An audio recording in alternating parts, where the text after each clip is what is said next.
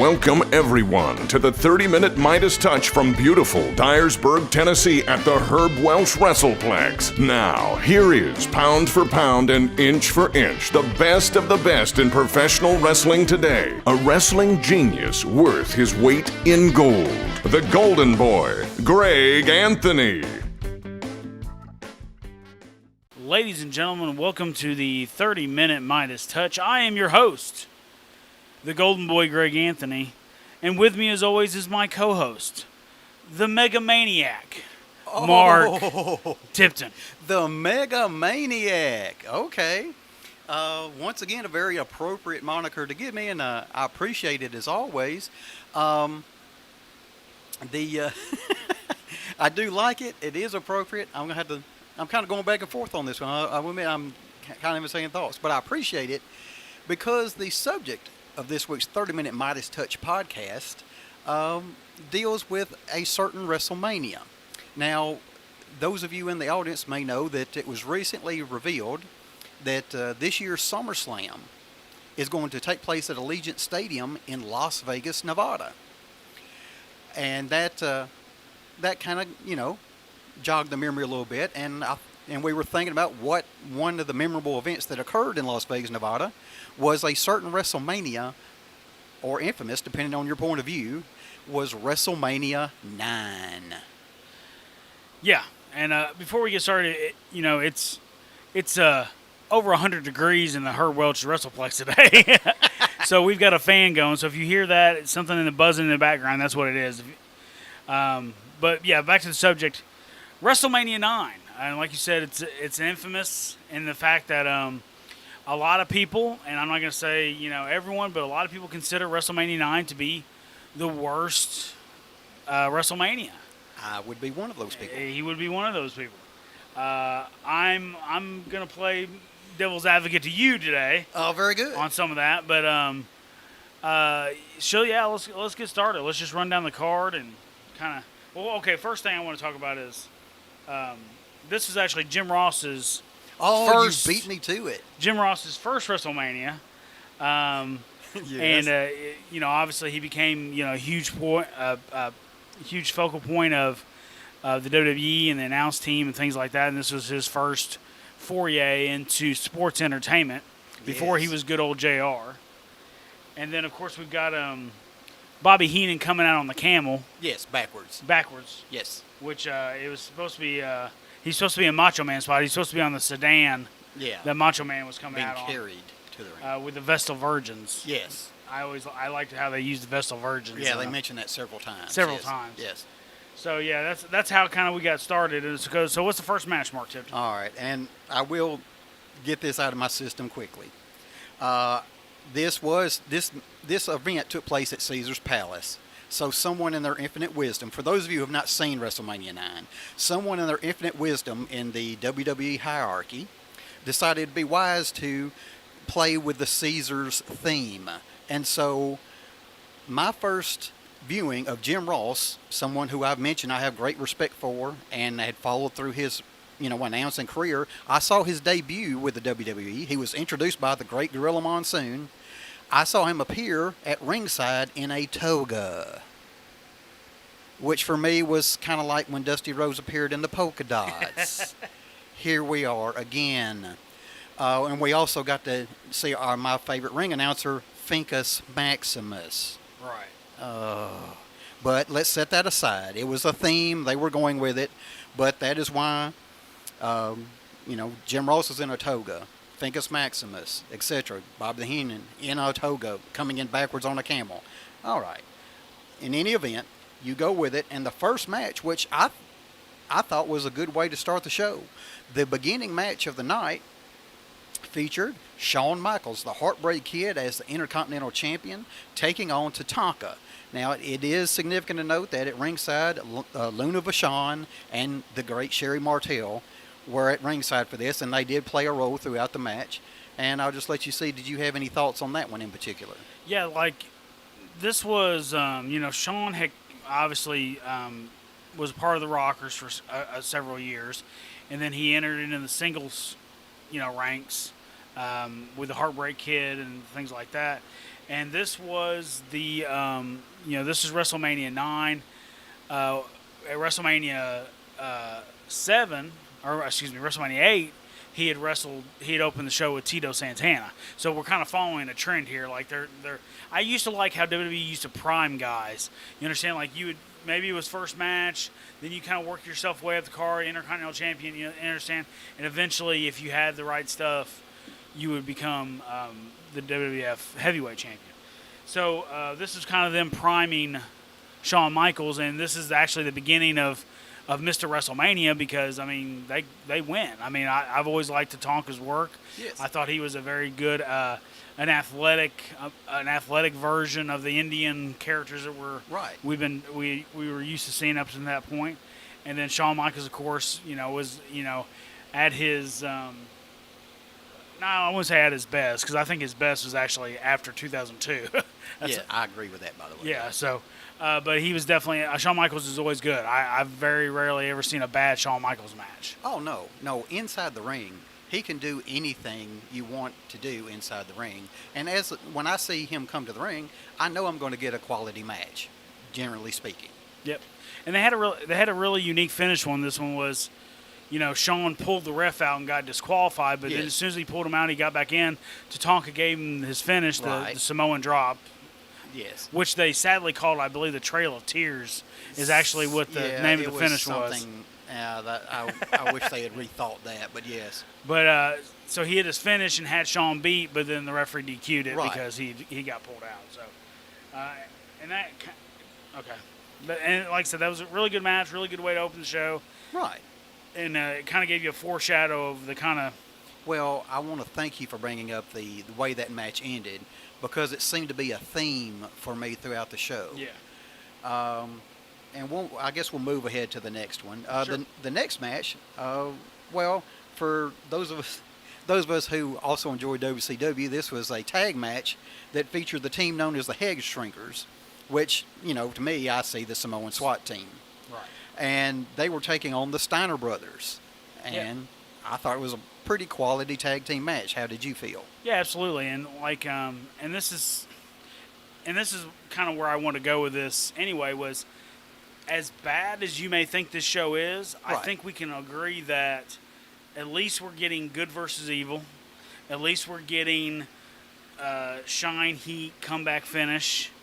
You understand? We're getting the tried and true principles of professional wrestling. So for all those people that thought WrestleMania 9 was the worst WrestleMania of all time, I dare them to watch, some of the television from today and compare the two realistically. At least we had guys that we still talk about to this day on that card, and like I said, they gave us that traditional style that we're used to. This tag match obviously was really good. One thing was Scott Steiner took an amazing bump over the ropes. Yes. I don't know if it was meant to happen or what, but it was scary. I didn't think so as a viewer. Yeah. He took a big tumble, and it was definitely one of those, oh, shit, kind of moments. So that was pretty good. But once again, they had an actual heat and hot tag, and let's get into hot tag for a moment if you don't mind. When they're beating up the babyface, they're beating up the good guy, and then something happens, and they're both laid out, and they're crawling to make the tag. When they both tag at the same time, that's not a hot tag. No. That's called a double touch. Okay. So a lot of people get confused with that. And hot tag is actually how they did this here, which was the heels got the tag, and he's almost to the babyface to stop him from the tag, and then he gets that hot tag right at the last second, and then, oh shit, here we go. And Rick Steiner came in with an amazing flurry of offense, which was how it's supposed to go. So, like I said, as bad as this may seem sometimes, at least it's professional wrestling. Yes, for those of us that are fans of tag team wrestling in general, this was a pretty good example of quality tag team wrestling. I really enjoyed both teams, and I thought they both did a great job. Now, for those who might want to, criticize the WWE as the cartoonish aspect, the next match featured Crush versus Doink the Clown. Absolutely. But see, how long had it been since you'd actually watched this event? Oh, several years. Okay. So let me ask you, and it's same with me too. I'd watch bits and pieces, but I've never sat down and watched the whole thing. It's been several years since I've done it. But you remembered the finish to that Doink match, didn't you? I did. Yeah, because yeah. it was Yeah, it was played up very well. Yeah, it was a very memorable thing. And then the two doinks, and then doing the Patty Duke. Yeah, the mirror gimmick. The mirror, yes. Yeah, I mean that's all very classic stuff. Crush, for whatever reason, he just never got over the hump as a babyface or any other character, really. I mean, he was just one of those guys that was destined to toil in the middle of the card, I guess. The closest he came was with the Chronic thing. They were really hot there for a little bit, but as soon as they got to WWF, they just were. No, it did not work. No, not at all. They crashed and burned pretty hard on that one, and that was even with, Bryan Adams' friend, The Undertaker, pushing for him. You know what I mean? Sure. And it still went wrong. So the Crush was very 90s dressed. Yes. For this event, he the fluorescent yes. colors that Crush were known for at that time. I love stuff like that personally, but it's you can see how dated it is. Sure. When you're watching. But the idea is to be flamboyant and draw attention to yourself, and I understand that he was trying to do what he could to stand out. I can cut him some slack on that. Now the next match, I had actually forgotten. It stood out to me because this match featured Razor Ramon, a.k.a. Scott Hall, and he was taking on Mr. Bob Backlund in what they mentioned was his first WrestleMania appearance. Yeah, and like you took the words right out of my mouth. I completely forgot about this match that it ever happened in my life. If someone would have said, "Hey, Razor Ramon wrestled Bob Backlund," I would have said, "Nah, I don't think so. I don't ever remember that." And then they'd been like, "Oh, it's WrestleMania 9." I've been like, "Oh shit." You're right. But this was, this is another one. We talk about how, obviously Crush looked very dated. Obviously watching today, you could see the aesthetic difference in professional wrestling from Bob Backlund to Scott Hall and Razor Ramon. Just the size and the tan and the kind of gear he had had logos on it and things like that. A lot of and here's Backlund. Yeah, very plain. Very plain Jane. White as a ghost. That kind of thing. So it looked lopsided. From the beginning. I love Bob Backlund too. I mean, I think he's an amazing athlete. Yes. For those of you who don't know, I actually do the Harvard Step Test, which is Bob Backlund's #1 go-to training thing. Okay. I adopted that from him, and it's one of my favorites. Yeah, Bob Backlund, because I've forgotten, and I thought that, well, let me say this. We mentioned the way matches were ending.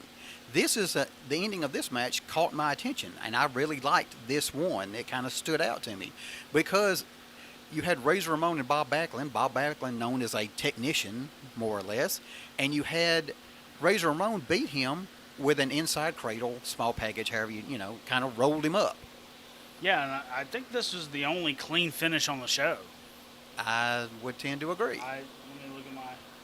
Yeah, this every other finish had some kind of weird, business attached to it of some kind. Yes, it did. So, whether that's which I like some of that obviously, but you don't need a whole card of it. It's got to be spread out a little bit better over several pay-per-views or events or whatever. So, but yeah, the Backlund match, like you said, it was a shock. He beat Bob Backlund with an inside cradle. What I mean? And it out of nowhere. It was like, wow. And it was like I don't know if it was even 4 or 5 minutes. I mean, no, it was a relatively short match, and so it just kind of, and it stuck out in that way, and it was, I consider it pleasant because it's, it kind of, there's nothing wrong with surprising the audience here and there, and that one surprised me. Now we get to I would consider one of the marquee matches of the show, I suppose. And kind of the inspiration for my moniker at the beginning of this episode of the 30-Minute Midas Touch podcast. It was Money Incorporated, the $1 Million Man Ted DiBiase, and IRS Mike Rotunda, for those of you who do not know, taking on the Mega Maniacs. Now, this was Brutus the Barber Beefcake and Hulk Hogan. Now, it does play into this match that Brutus had been attacked with a Halliburton briefcase and had injuries to his face, so he wore a mask during this match as protection. And they did play up quite a bit that Hulk Hogan during this match had a severely blackened and injured eye that they attributed to attack the night before, allegedly by Money Incorporated. Yeah, and also like this is after Bruce Beefcake came back from the parasailing accident where he had actually had his face reconstructed. Apparently he had a lot of metal in his face and things like that, and that's why when they attacked him with the briefcase, it was such a big deal, and why he was wearing the face guard itself, because he had been out of action for a couple years prior to that.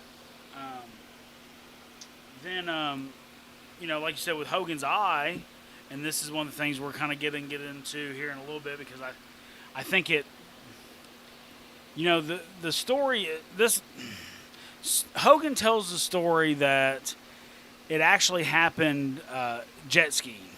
Okay. That he was jet skiing. I went back and I listened to this. It's a little 2-minute clip on YouTube that I listened to not long ago. But basically, he says he was out there doing that, and like obviously fell off and got hit with the ski, and that broke his orbital bone. All right. Now see, the thing with Hulk Hogan is I cannot take any credit away from him. He is one of the greatest draws of all time, without a doubt. Right. Absolutely. But every time he opens his mouth, it is almost like he is completely full of shit. Well, that's because I can't tell what's truth and what's real, and I think most of it is, it's just him bullshitting. So like this, for instance, he says that he had 108 stitches under his skin, right? okay. So you saw the video, obviously he did have a laceration above his eye. Absolutely.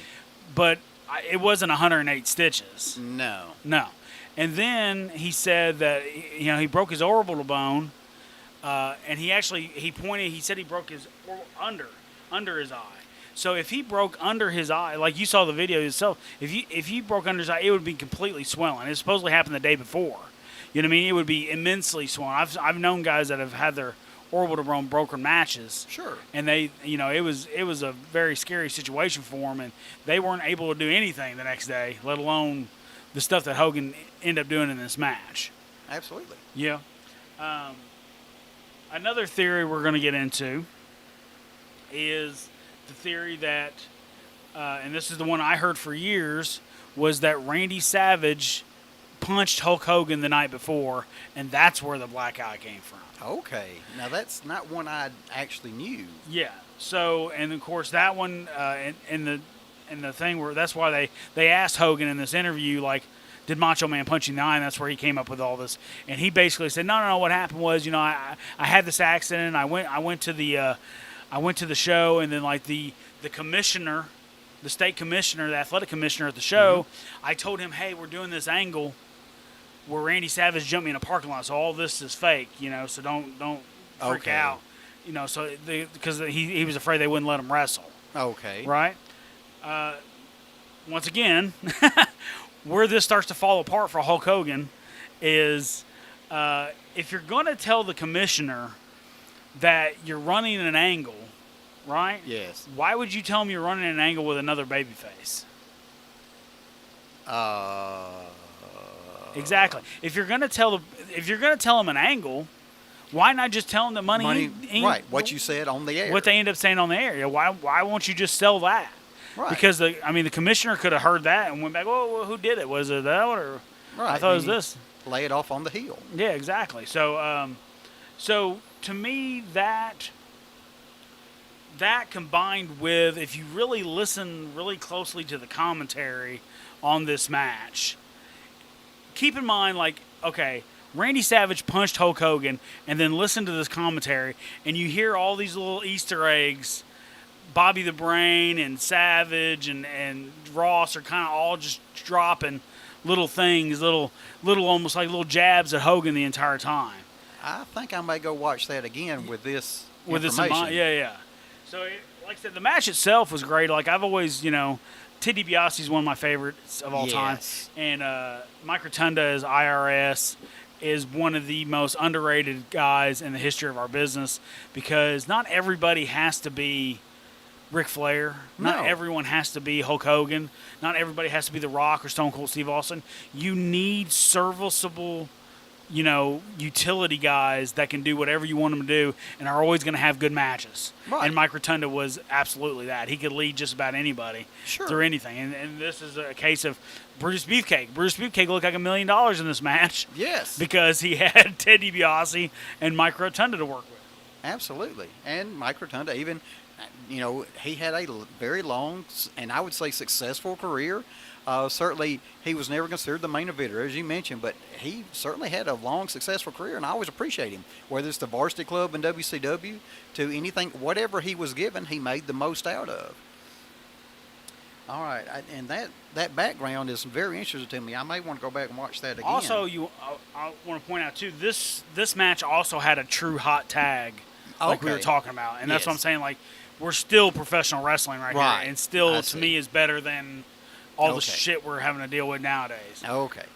Well, all right. I'm going to try not to get sidetracked on our disagreement here. The next match, let me move along. The next match was one that was going to appeal to me. As, WCW background, this involved Lex Luger. And one of the wrestlers I've always enjoyed watching the ring. If you ask me, guys I enjoyed have matches. If I made a list, it would be people like Randy Savage, and Mr. Perfect Kurt Hennig would be one of these people. And I would include Shawn Michaels. Obviously, I like watching guys who, to me, Mr. Perfect in particular was a guy who was graceful in the way he moved around the ring. I don't know how to explain it. Like when you see an athletic track star, they make it look easy. And when I watched Mr. Perfect in the ring, to me, he was someone who made it look easy. I don't know how to explain it better than that. When it's anything but. Yes. And so you have a match featuring Kurt Hennig versus Lex Luger. Yeah, and this one was, it was a good match. There wasn't anything really special about it, you know what I mean? It was just, a good meat and potatoes kind of match. I really liked the finish, and this is a good storytelling finish. Perfect pins Luger 1-2 foot on the rope, right? They go into something else. 1-2, Kurt Hennig's feet are on the ropes, but the referee doesn't see it and counts to 3. Right. That's a really good storytelling finish, you know what I mean? And it didn't hurt the referee. No. He was just in a bad position. It was an honest mistake. It was an honest mistake, yeah. And obviously that led to Kurt Hennig being incensed, irate. irate about losing the match, and he goes to the back after the match and has an altercation with Luger, but then Shawn Michaels is there. Right. And then he gets attacked by Shawn Michaels, and that starts their program. Right, and I thought that was really good. I did like the idea, as a viewer, you see the babyface not get the advantage in the same situation where the heel did a few minutes before. And it Right. kind of, feeds the feeling of injustice, Yeah. the good guy got done wrong, and it kind of made sense. And directly, they took it to lead to another thing. So, there's no secret I was probably going to like this match to start with. I like both of these guys, generally speaking. And so this one appealed to me. However, that leads us to the next match on the card. I have expressed my admiration for The Undertaker for many years. However, this is a match that stuck out and probably is not one that's going to appear in the highlight reels anywhere. Yeah, anytime they went over the streak, it was always. They kind of zoomed through this one. Yeah. There wasn't a lot of highlight to this one. And for the sake of posterity, let me say this was The Undertaker facing the Giant Gonzalez. For WCW fans, he would have known as El Gigante during this time, a man who was over 7 feet tall. I don't know exactly. I heard 7'7". Okay. Legitimately 7'7". That's what I had heard. And actually, quick tidbit if people didn't know this, he's actually from Argentina. Okay. He's from Argentina, and he played basketball in Argentina, and he was actually drafted by the Atlanta Hawks. Well, Ted Turner owns the Atlanta Hawks and owns WCW, and when he didn't make it as a basketball player, he said, well, we'll keep your contract if you go wrestle in WCW. right? So then all of a sudden, no Idea. previous thought process about professional wrestling, and all of a sudden he's making his living as a Right. professional wrestler because he's 7'7" tall, legitimately. Yes. So He was an attraction. he was an attraction, and like you said, this match, it was bad pretty much the entire time. But Well, there's one thing that we have to comment on and get out of the way quickly. For those of you who have not seen this and seen the way that Giant Gonzalez was presented, he wore this full body suit thing.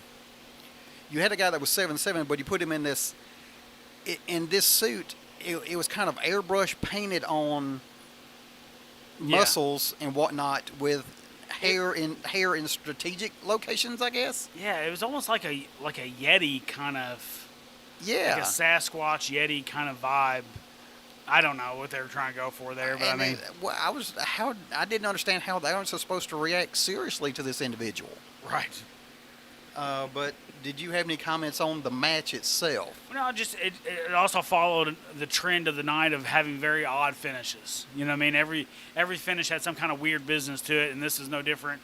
He used the ether on the Undertaker, and then they carted the Undertaker out, but then he came back and Yes. did all the things. So I mean, it was just another odd way, and that's of course the only match the Undertaker won by disqualification. Yes, he was in his streak. Yeah, Gonzalez was disqualified for using a rag covered with ether to smother the Undertaker, and the Undertaker was carted out, and then makes a comeback and gets the best of Gonzalez, and Gonzalez has to make his way to the back. So I guess it was wanting to make sure that in the minds of the crowd, Undertaker got the best of it. Yeah, just a little. I mean, he still left on top. I mean, he won the match and left on top, but I guess they didn't want the last image to be him being carted off screen. Yeah, Maybe that was it. Okay. Now we get to what was the main event of the evening. It was the WWF champion, the best there is, the best there was, the best there ever will be, WWF champion Bret the Hitman Hart defending his championship against the 505-pound Yokozuna. And yeah, this match really shows why both guys are legitimate Hall of Famers. They were both so good. Yoko, obviously one of the best big men in history. I was watching this yesterday with my oldest son, and I was explaining just Yokozuna doing the simplest things garnered the most reaction because of his size. I hit a leg drop, and hardly anyone makes a noise. Yokozuna hits a leg drop, and the whole air comes out of the building. Because they're like that. How do you not get hurt doing that? Exactly. So it's all very, very believable.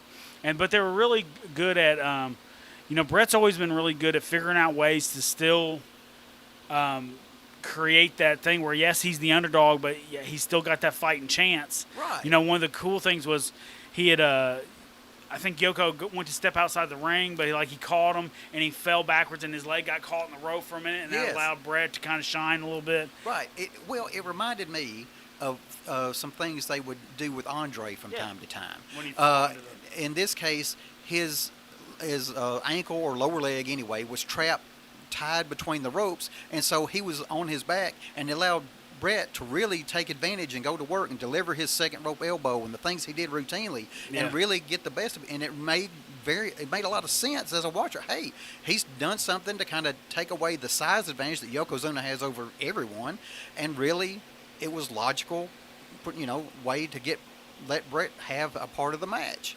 Right. And like I said, let's go ahead and get into the finish, I guess. Obviously what happens is, Bret eventually, he gets the sharpshooter on Yokozuna, which is amazing in itself. And then Mr. Fuji uses the salt. Right. Throws it into Bret's eyes. And then Yoko just makes the cover, 1, 2, 3. Right. You know what I mean? And this would have been the first heel finish in WrestleMania history for the main event. Right. Up until that point. The year before was a DQ. Hogan still won, but it wasn't a pin. But this was the first legitimate heel getting the win. right? So then, of course, Brett's selling the eye, and Mr. Food, they're celebrating. Everyone, you watch the building, they're like, what? Deflated. What the hell just happened? Right. And then Hogan comes out. Yes. The immortal Hulk Hogan. As he tends to do. Comes out and is checking on Brett and telling the ref, hey, he threw the salt, blah, blah, blah, that kind of stuff. And Right. in the midst of him trying to help Brett out of the ring and help him to the back, Mr. Fuji throws out the open challenge to Hulk Hogan. I give you a Yes. shot at WWF title against my Yokozuna right now. And can I get this out of the way quickly that as Sure. a viewer Yeah. watching this, why on earth would Mr. Fuji make such a challenge? Yeah. I had trouble with that. I've always had trouble with this. Well, it's different if Mr. Fuji was managing, like, let's say, Terry Taylor. Okay. You know what I mean? Because that's a chicken shit heel character. Okay. But like when you're managing a Yokozuna, A monster. a monster A who's behemoth. badass, And you believe your guy is going to kill.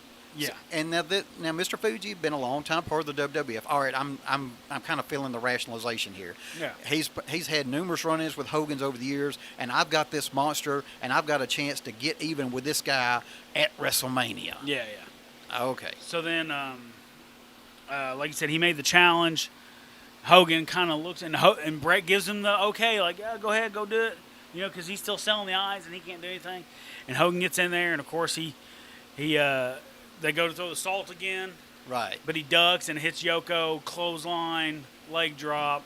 Right. 1, 2, 3. Place goes crazy. Place goes crazy. And that's kind of what I know how you feel about this being a Bret Hart fan. Yes. And, you feel like, and I can see that where Bret was, his moment was taken away. Sure. By Hulk Hogan. But like you just said, the place went nuts. Right. You know what I mean? Like, you saw the reaction that happened with it. Now, let's talk about this part of it. This actually, to me, I think actually plays into the whole Macho Man theory. Okay. Because imagine you're Hulk Hogan, okay? And from all things that I've heard of Hulk Hogan, as great as he is, he's very insecure. Right?